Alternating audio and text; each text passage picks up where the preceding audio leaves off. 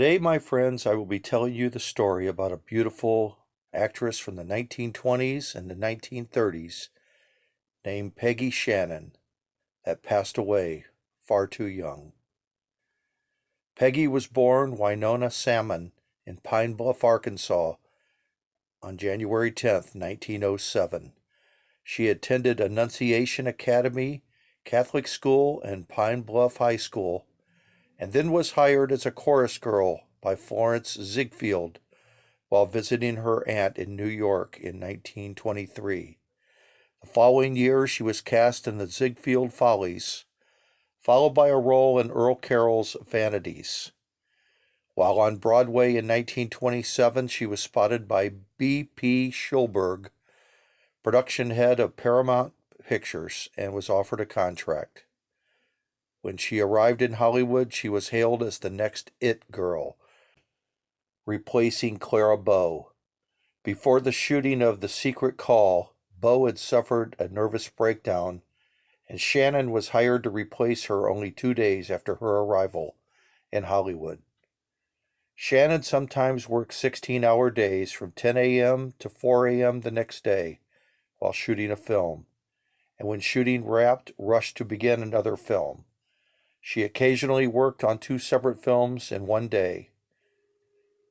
Through films and publicity, Shannon became known as a fashion plate, wearing styles 3 months before they became popular.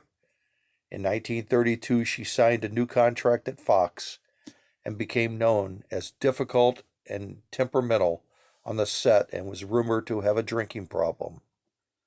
In 1934, Shannon returned to New York City to do the Broadway show Page Miss Glory. In 1935, she continued on Broadway with The Light Behind the Shadow, but soon was replaced with a press release claiming a tooth infection, though rumors claimed it was drinking. In 1936, she returned to Hollywood to make the movie Youth on Parole. She found it harder to conceal her drinking, fewer movie roles were offered, and her drinking worsened. She made her last film appearance in the 1940 film Triple Justice, opposite George O'Brien.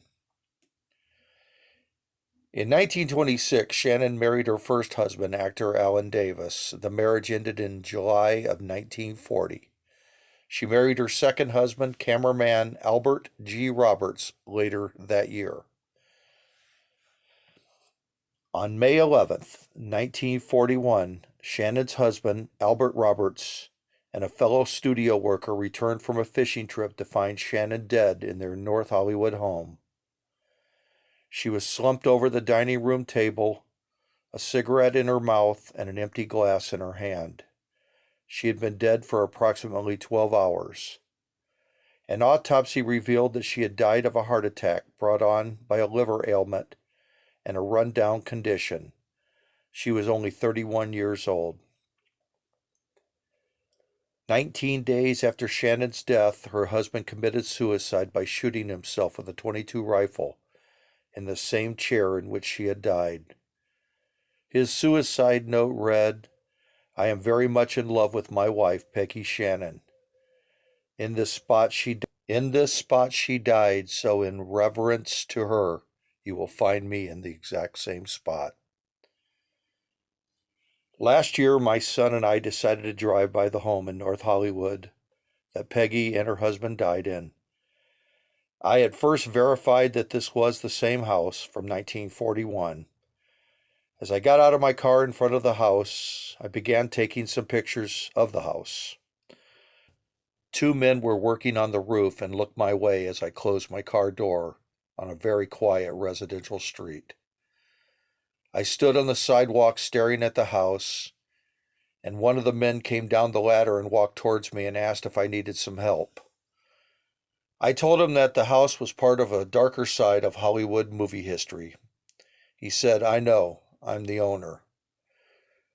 I said, "So you know all about Peggy Shannon living here?"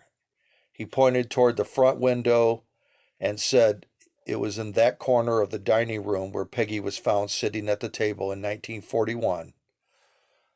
I was a bit surprised that he knew this type of information. We introduced ourselves. He was a very nice man. He asked me if I would like to come inside his house. Of course, I jumped at the opportunity to look inside the home.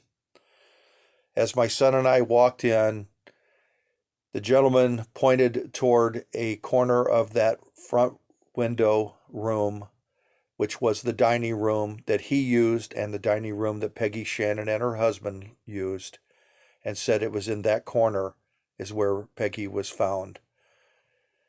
So I was staring at this corner of the room, just trying to imagine the horrific acts that happened right there and the despondency that the husband felt when he committed suicide in that spot.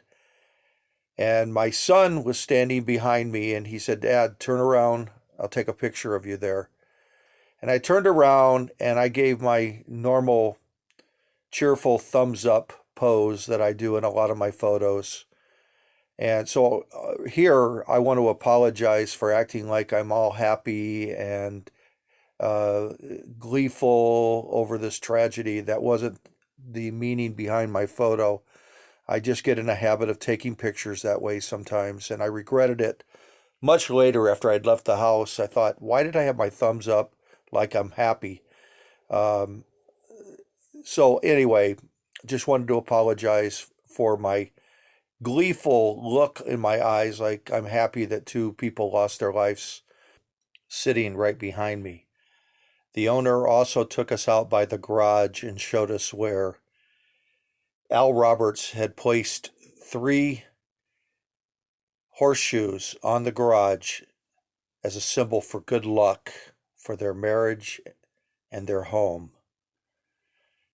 So I had to take a photo of that also. Very sad. My son Audie and I have visited Peggy's final resting place at Hollywood Forever Cemetery in Hollywood a couple of times. Her headstone reads, "That red-headed girl, Peggy Shannon, 1910-1941. Her husband, Albert Roberts, was laid to rest at Forest Lawn Memorial Park in Glendale, California. I have not yet visited his grave, but his headstone simply reads, Al Roberts, 1902-1941. During Peggy's career, she appeared in a dozen Broadway plays in New York City, as well as about 30 motion pictures in Hollywood. I hope you are at peace, Peggy. Just so you know, you are still remembered. My friends, I hope you liked this video. If so, please give it a thumbs up and share it with your friends. Please subscribe if you haven't already. Thank you for taking time out of your busy day to spend a few moments with Big Bill Anderson's Life Tours. Adios, amigos.